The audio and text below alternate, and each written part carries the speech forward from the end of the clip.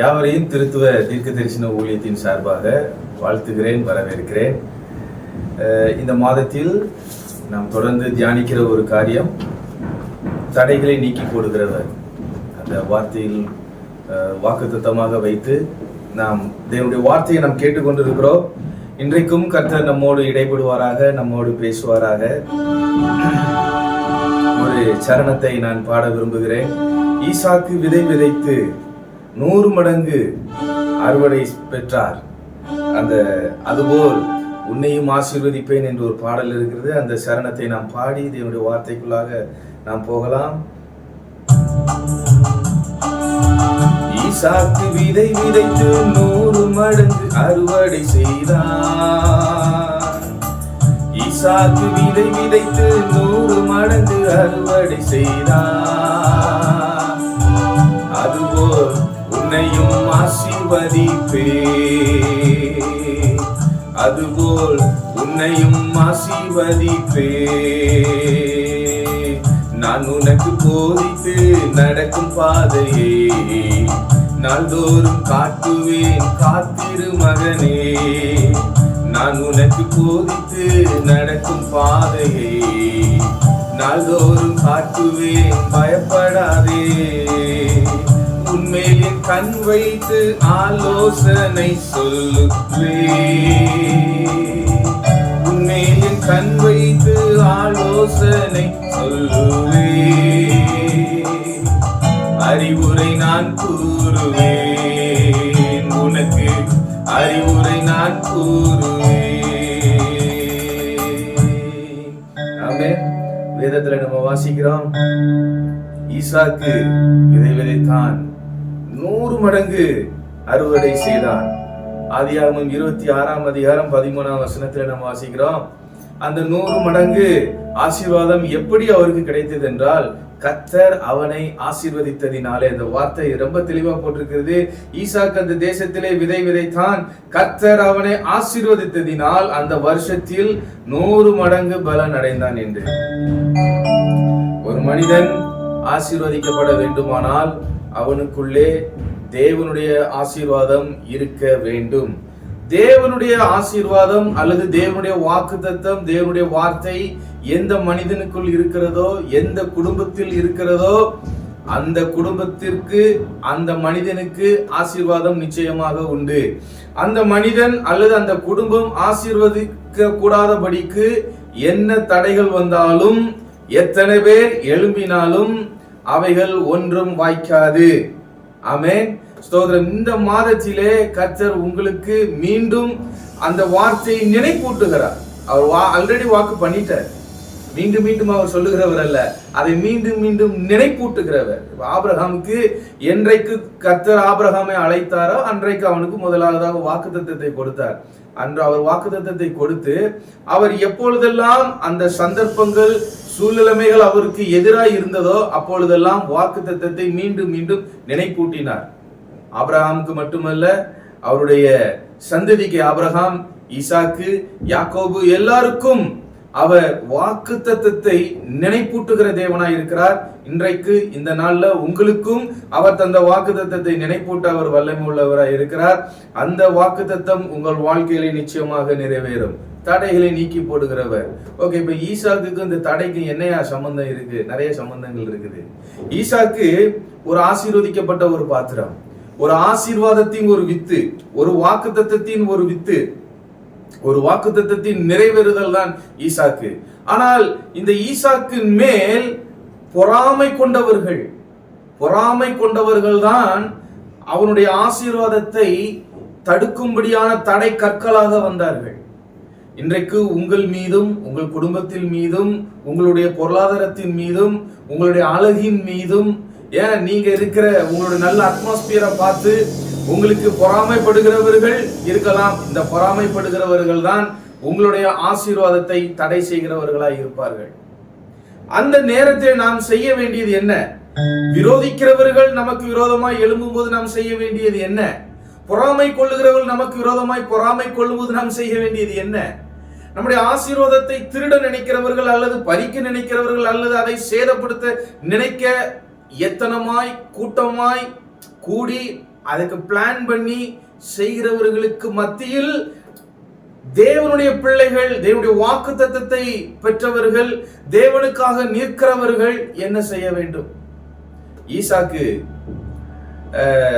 துரத்தப்பட்டோம். முதலாவதாக அவர் என்ன பண்ணிருக்காங்க? பொறாமை கொண்ட மனிதர்கள் அவர் என்ன பண்றாங்கன்னா, பெலிஸ்தர்கள் அவர் என்ன பண்றாங்கன்னா, மண்ணள்ளி போட்டு அவனுடைய கிணத்தை மூடி, நீ இந்த இடத்துல இருக்கக்கூடாது, நீ கிளம்புன்னு அவனை துரத்துகிறார்கள். அவனுடைய கிணறை மூடுகிறார்கள், அவனை துரத்துகிறார்கள், அவன் மேல் பொறாமை கொள்ளுகிறார்கள். இந்த காலகட்டத்திலலாம் அவர் தன்னுடைய சுயத்தை எந்த இடத்திலும் வெளிப்படுத்தவில்லை. தன்னுடைய கோபத்தை, அவன் மனுஷன் தான், மனுஷனா பிறந்தா கோபம் வந்திருக்கதான் செய்யும் நிச்சயமாக. அவர் கோபம் கொண்டாலும் அவர் பாவம் செய்யவில்லை. கோபம் கொண்டாலும் அவர் யாரோடும் சண்டை போடவில்லை. வந்திருக்கும், ஆனா அவர் சண்டை போடல, மல்லு கட்டல. ஸ்தோத்திரம். முதலாவது 16வது வசனத்துல நம்ம பார்க்கிறோம், அவர் என்ன பண்றாங்கன்னா துரத்துகிறார்கள். அதுல இருந்த என்னன்னா, ஒரு நல்ல வாழ்ந்துட்டு இருக்கிற ஒரு பிளேஸ், நல்ல ஒரு அட்மாஸ்பியர்ல இருந்து துரத்தப்படும் பொழுது ஒரு நியூ பிளேஸுக்கு போகும்போது நிச்சயமாக ஒரு அட்ஜஸ்ட்மெண்ட் ப்ராப்ளம் எல்லாருக்குமே வரும். நார்மலா நம்ம ஒரு ஊர்ல இருந்து இன்னொரு ஊருக்கு போறோம் அப்படின்னாலுமே, சொந்தக்காரங்க வீட்டுக்கு போனோம்னாலுமே நமக்கு அது அட்ஜஸ்ட்மெண்ட் ஆகிறதுக்கு இட் டேக்ஸ் டைம் இல்ல. அப்ப ஒரு நல்லா வாழ்ந்துட்டு இருந்த ஒரு மனுஷன், குடும்பமா இருந்த மனுஷனை நீ வீட்டெல்லாம் உன் டென்ட் எல்லாம் கழட்டிட்டு நீ இந்த இடத்துல இருக்க கூட போன்னு சொல்லி சொன்னா அவர் எவ்வளவு கஷ்டம் இருந்திருக்கும். ஸ்தோத்திரம். பொறாமை கொண்டவர்கள் துரத்துவார்கள், பொறாமை கொண்ட மனிதர்கள் துரத்துவார்கள். சரி, அப்படி துரத்துனாலும் அவர் நியூ அட்மாஸ்பியர்ல போய் அந்த இடத்துல அடாப்ட் ஆகிறதுக்கு கர்த்தர் அவருக்கு கிருபை செய்தார். ஒரு நல்ல ஒரு இடத்தை அவர் பார்க்கிறாரு. அடுத்தது அந்த இடத்துல என்ன பண்றாங்கன்னா, மீண்டும் அவனிடத்துல வாக்குவாதம் பண்றாங்க.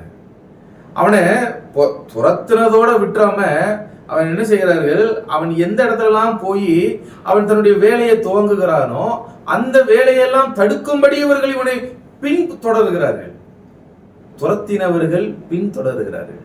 சோ இப்ப உங்க வாழ்க்கையிலையும் சில பேர் உங்களை துரத்தி இருக்கலாம், சில பேர் துரத்திட்டு விட்டுருக்கலாம், சில பேர் உங்களை துரத்தி விட்டுட்டு உங்களை பின் தொடர்ந்து கொண்டு வந்து கொண்டிருக்கலாம்.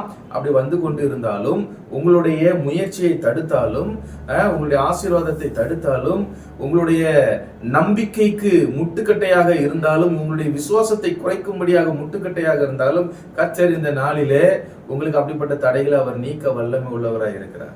அவர் என்ன பண்றாங்கன்னா, முதலாவதாக சரிப்பா நீ துறவை வெட்டும் போது இது எங்களுடையது, இது எங்களுக்கு வேணும்னு சொல்லி அதை அபகரிக்கும் பொழுது அவரு ஈசாக்கு அதை விட்டுறாரு. விட்டுட்டு அதுக்கு என்ன பேர் இடுறாருன்னா, ஏசேக்குன்னு ஒரு பேரு வச்சிடுறாரு. ஏன்னா ஏசேக்குன்னா கன்டென்ஷன், ஒரு சச்சரவு, எனக்கு அது போகட்டும் அப்படின்னு விட்டுறாரு. மீண்டும் இன்னொரு இடத்துல போய் அவர் தோன்றாரு. அதாவது என்ன இதுல நம்ம பார்க்க வேண்டிய விஷயம் என்னன்னா, கர்த்தருடைய ஆசீர்வாதத்தையும் வாக்குத்தத்தத்தையும் கர்த்தரை உடையவர்கள் வனாந்திரத்துல போய் கை வச்சாலும் சரி, அங்க என்ன உண்டுன்னா தண்ணி வரும். ஆமேன் சொல்லுங்க. ஆமேன். கையில ஒண்ணு இல்லைனாலும் தட்டுனாலும் ஓசை வரும். ஆமேன். சுத்தி அதாவது எந்த ஒரு விஷயமே சாதகம் இல்லாத இடத்துல ஒரு சாதகத்தை உண்டு பண்றதுக்கு தேவனால மட்டுமே முடியும். அது நீங்களும் உங்களையும் என்னையும் கொண்டு வரும் நாட்கள்ல கர்த்தர் அப்படிப்பட்ட அற்புதங்களை அவர் செய்வாராக. ஆமென். அடுத்தது பாருங்க, வேறொரு துறவை வெட்டினா அங்கேயும் வாக்குவாதம் பண்ணுகிறார்கள். அதற்கு சித்துனா என்று பெயரிடுறான். சோதர எனிமிட்டி, என்னுடைய பகை, அது முடிஞ்சு போகட்டும்னு சொல்லி சொல்றான். ஆனாலும் மூணாவது போனாலப்ப நான் சொல்றேன், 1-2 அவன் நிப்பாட்டிட்டாங்க. இப்ப 10 நேரம் போய் ஈசாக்கு செய்தத தோண்டின துறவெல்லாம் இவன் கிணறெல்லாம் இவங்க மூடி இருந்தாலும் நான் சொல்றேன் 10 இடத்துலயும் தண்ணி வரதான் செய்யும். இப்ப இவங்க ஏன் போறாமன்னா, நான் இத்தனை வருஷமா இப்படி இருக்கேன், நான் செய்யறேன், என்னை விட இவன் பெரியவனா இருக்கான் எப்படி, என்னை விட இவன் அழகா இருக்கான் எப்படி, என்னை விட இவன் ஆசீர்வாதமா இருக்கான் எப்படி, நேத்து வந்தவன் இன்னைக்கு இவ்வளவு வளர்ச்சி அடைகிறான் எப்படி. அப்ப தேவன் நல்லா ஒண்ணு, எப்பயுமே நல்லா ஒண்ணு தெரிஞ்சுக்கணும், தேவன் உங்களை ஆசீர்வதிக்கும் போது மற்றவர்கள் பொறாமைப்படுகிற அளவுக்கு தான் கர்த்தர் உங்களையும் என்னையும் ஆசீர்வதிப்பாரு, சும்மா ஆசீர்வதிச்சிட மாட்டாரு. ஆமா, காரணம் என்னன்னா, நம்மளாம் வாக்குத்தத்தத்தின் சந்ததிகளா இருக்கிறோம். ஆமென். உங்களுக்குள்ளேயும் எனக்குள்ளேயும் எப்படி ஜீவன் இருக்கிறதோ அத போல தேவனுடைய வார்த்தை ஜீவனா இருக்கிறது. அந்த வார்த்தையோடு நம்ம எங்க போனாலும் நம்ம செய்யற காரியம் எல்லாம் வாய்க்கும். அவன் செய்யறான், வாய்க்க மாட்டேன்னு. இப்ப பாருங்க, இவன் வெற்ற கிணற தனக்குன்னு அபகரிச்சிடலான்னு பார்த்தாக்க அங்க இவனுக்கு ஒன்னையும் காணும்.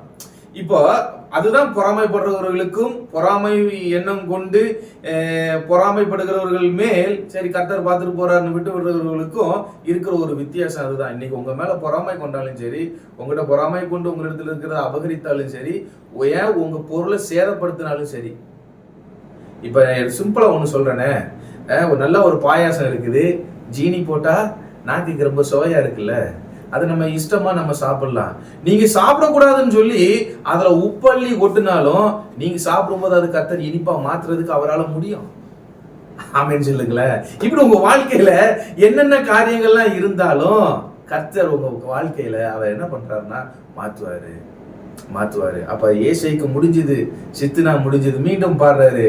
அப்பதான் அவர் வாயில ஒரு பாட்டு வருது, என் வாழ்க்கையில ஏசைக்கு முடிஞ்சிச்சு, சித்தனாவும் முடிஞ்சிச்சு, இப்ப எனக்கு ஒரு புதிய ஒரு ரெகோபத்தை எனக்கு தருகிறார், ஒரு புதிய துவக்கத்தை எனக்கு கர்த்தர் தருகிறார். இப்ப பாருங்க, தடைகளை நீக்குகிறவரை பற்றி நம்ம பாக்குறோம் இல்லையா? தடைகளை நீக்குகிறவர் உங்க கூட இருக்கும் போது எத்தனை பேர் தடுத்தாலும் நீங்கள் உங்களை கொண்டு செய்ய வேண்டிய காரியத்தை உங்களை கொண்டு மட்டும்தான் செய்வாரு. உங்களை 100 மடங்கு ஆசீர்வதிக்கு நான் கர்த்தர் பிளான் பண்ணிட்டாருன்னா உங்களுக்கு 100 மடங்கு ஆசீர்வாதம் தான். அவன் என்னதான் பிளான் பண்ணாலும் சரி பண்ணாலும் அந்த சதிகளை வாய்க்க பண்ண விடவே மாட்டார். மாறாக கர்த்தர் என்ன செய்யறாரு தெரியுமா?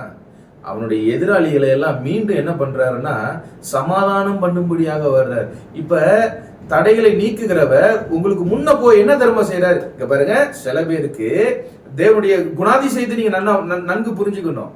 சில எதிராளிகளை காலி பண்ணிடுறாரு, சில எதிராளிகளை என்ன பண்றாருன்னா சமாதானம் பண்ணும்படி கொண்டு வர்றாரு. இப்ப இந்த மாதத்துல அவர் என்ன செய்ய போறாருன்னு எனக்கும் தெரியாது, உங்களுக்கும் தெரியாது.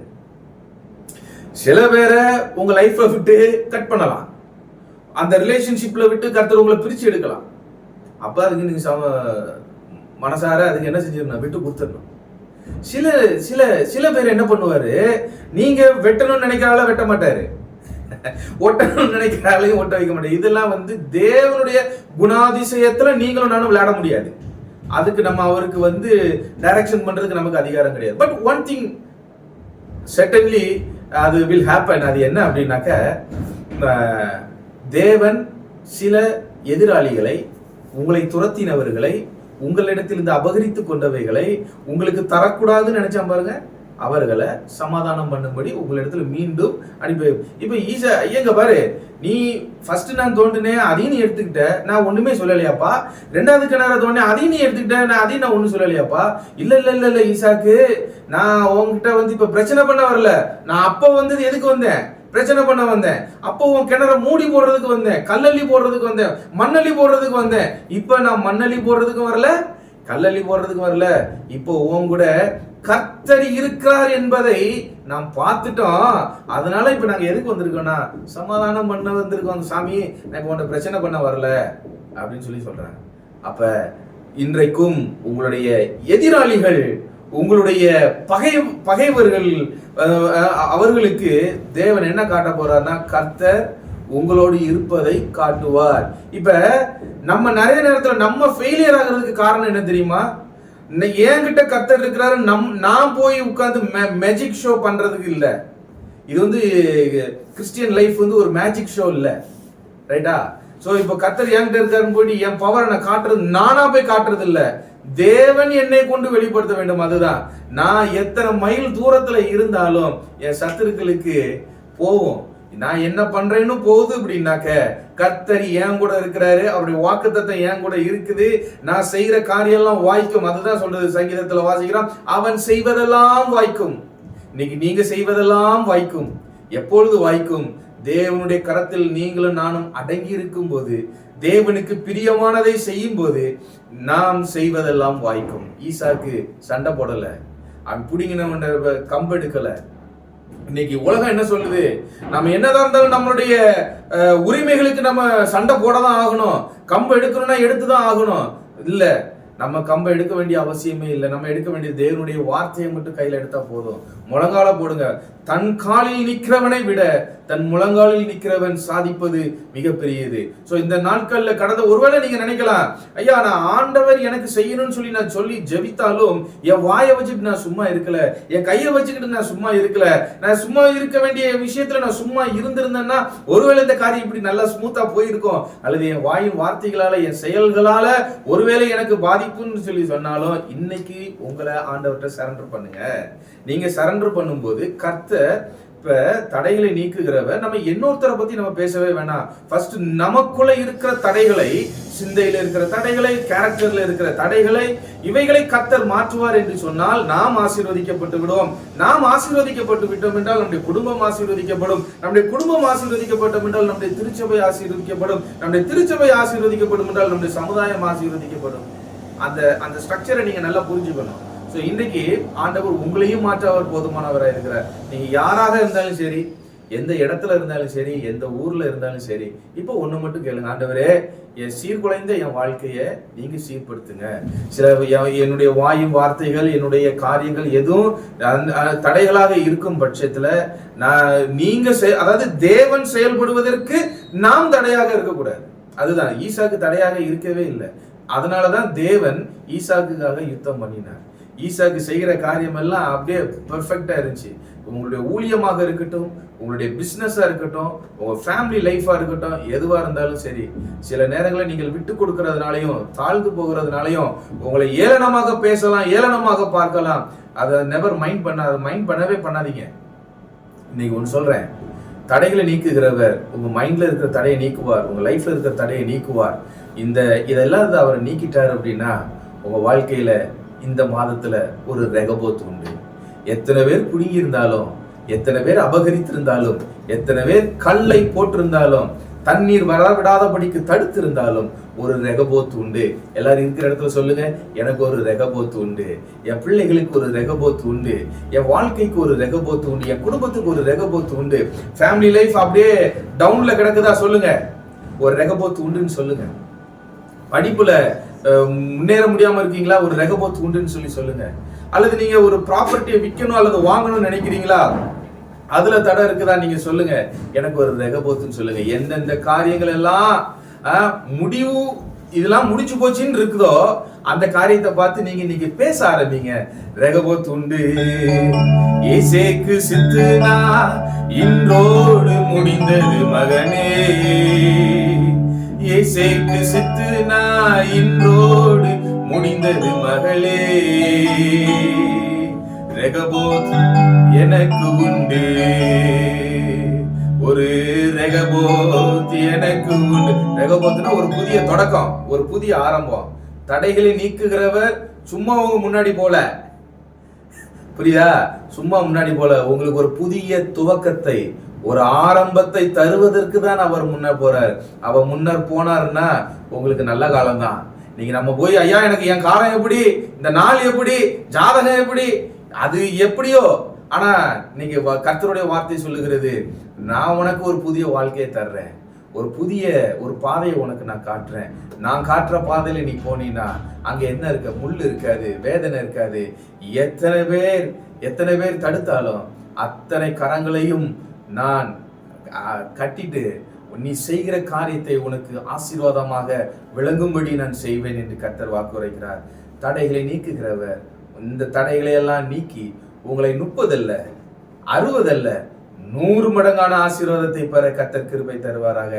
நாம் ஜெபித்து நிறைவு செய்வோம். நல்ல பிதாவே, இந்த நல்ல வேலைக்காய் நன்றி சொல்லுகிறோம்.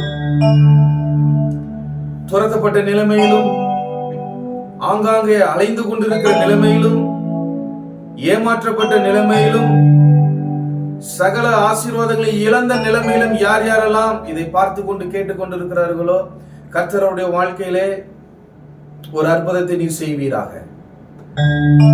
நீர் ஈசாக்குக்கு ஒரு ரெகபோத்தை நீர் உண்டு பண்ணினது போல உம்மை நம்புகிற பிள்ளைகள், உம்மை ஆராதிக்கிற பிள்ளைகளுக்கு, உம்மை சார்ந்திருக்கிற பிள்ளைகளுக்கு இந்த மாதத்துல ஒரு ரெகபோத்தை நீர் உண்டு பண்ணும்படிக்காய் நான் ஜெபிக்கிறேன். அவருடைய தோல்வி எல்லாம் ஜெயமாய் மாறட்டும். அவருடைய டாக்டர்ஸ் உடைய ரிப்போர்ட்ஸ் எல்லாமே மாறட்டும் என்று நான் ஜெபிக்கிறேன். எதிர்பார்த்திருக்கிறவர்களுக்கு 30 அல்ல 60 அல்ல ஆண்டவரே, 100 மடங்கான ஆசீர்வாதம். இன்னும் சத்துருக்கள் சமாதானம் பண்ணுகிற ஒரு மாதமாய் மாறட்டும். அவர்கள் ஒரு உடன்படிக்கை பண்ணுகிற ஒரு மாதமாய் மாறட்டும். தேவனுடைய ஆசீர்வாதத்தை சுதந்திரித்துக் கொள்ள கர்த்தர் கிருபை தருவீராக. இயேசுவின் மூலமாய் வேண்டுகிறோம் நல்ல பிதாவே. ஆமென், ஆமென், ஆமென். யாவரையும் கர்த்தர் ஆசீர்வதிப்பாராக. God bless you.